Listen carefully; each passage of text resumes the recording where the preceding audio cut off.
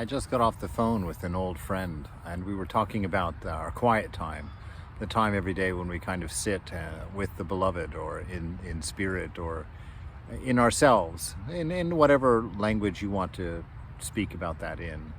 And we were talking about the important aspects of it and building it and how we've come to really enjoy it over time. And it got me thinking about that book that I read a few months ago that I shared some things with, by Suzuki, called Zen Mind, Beginner's Mind. And there is a passage that I opened up to while we were talking that I liked, and I'm going to share it here. It says, "To stop your mind does not mean to stop the activities of your mind. It means your mind pervades your whole body. Your mind follows your breathing. With your full mind, you form the mudra in your hands." That's, if you're sitting with your fingers like this or something, that's the mudra when you're sitting in meditation. He's just making a point. With your full mind, you form the mudra in your hands. With your whole mind, you sit with painful legs without being disturbed by them. Anybody who sits for meditation knows what that's like. After 20 minutes or so, you're like, ah. But without being disturbed by them. This is to sit without any gaining idea. That's that idea of not doing something for something.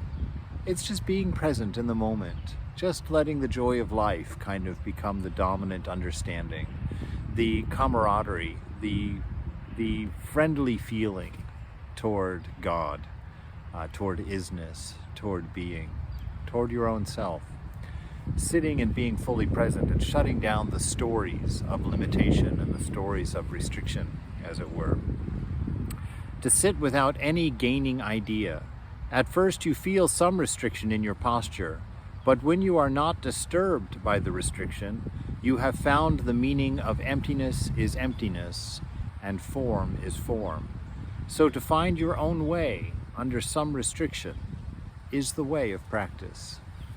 That's the part that really touched me, to find your own way to work with restriction, to work with whatever troubles you, whatever is uncomfortable in your life, whatever is hindering you in your life.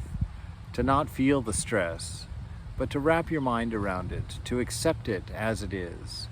And then to find your own way through it and around it, peacefully, not forced, in a spirit of acceptance, or as sometimes the scripture says, surrender. To just let things be as they are and find your own way through them. That's positive, that's helpful, that's caring, that's unselfish.